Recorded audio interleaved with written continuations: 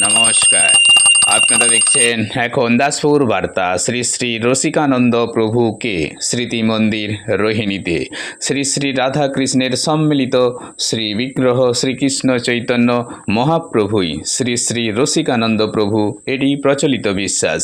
তিনি তৎকালীন মল্লভূমি রাজ্যের রাজধানী রোহিণীনগরে রাজা শ্রী অচ্যুতানন্দ দেব এবং রাজরানী শ্রীমতী ভবানী দেবীর ঔরসে 1590 খ্রিস্টাব্দে তথা 1512 শকাব্দে কার্তিক মাসের শুক্লা প্রতিপদ তিথিতেই এই ধরনীতে আবির্ভূত হয়েছিলেন। তিনি গৌড়ীয় বৈষ্ণব সম্প্রদায়ভুক্ত ছিলেন।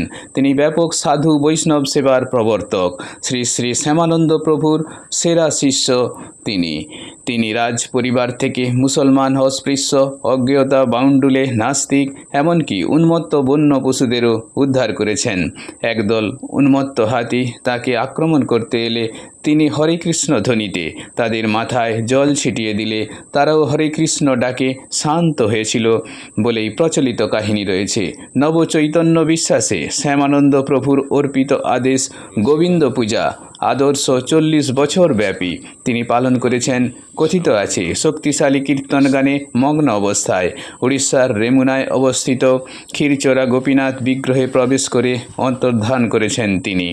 এখানে পুষ্প সমাধি মন্দিরের কাছে অবস্থিত রাধা শ্যাম সুন্দর মন্দিরের নিকট শ্যামানন্দ প্রভুর পুষ্প সমাধির পাশেই শ্রী শ্রী রসিকানন্দ প্রভুরও সমাধি অবস্থিত রয়েছে। রোহিণী বাস রোডের নিকটবর্তী স্থানেই অপূর্ব স্মৃতি মন্দির।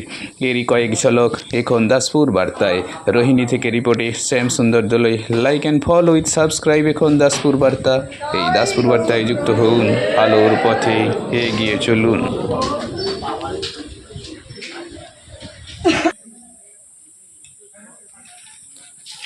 শ্রী শ্রী রসিকানন্দ প্রভুর জন্মস্থল রোহিণী, জেলা ঝাড়গ্রাম, রাধা গোবিন্দ মন্দির,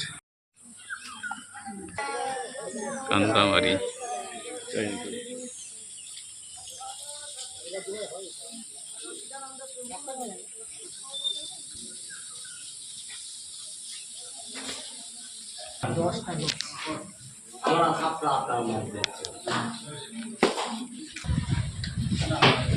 তাই